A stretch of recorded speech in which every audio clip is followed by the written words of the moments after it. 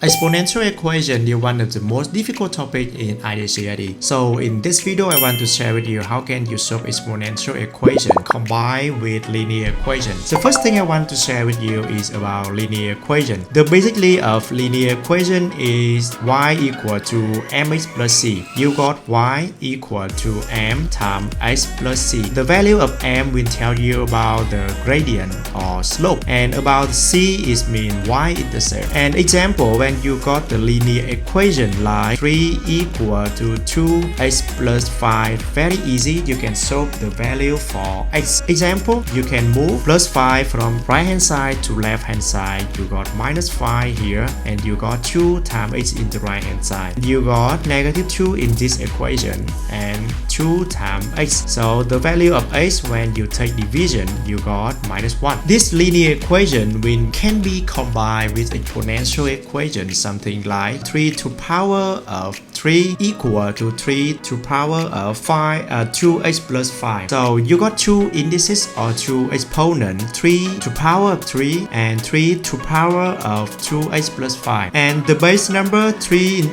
left hand side and 3 in right hand side are equal, always be 3. If you have two equivalent exponents, it means the base number have to be equal and the power number have to be the same. From here you have this one have to be equal to this one. I mean 3 equal to 2x plus 5. Solve this equation, you will have negative 1 equal to x. Another example for this question.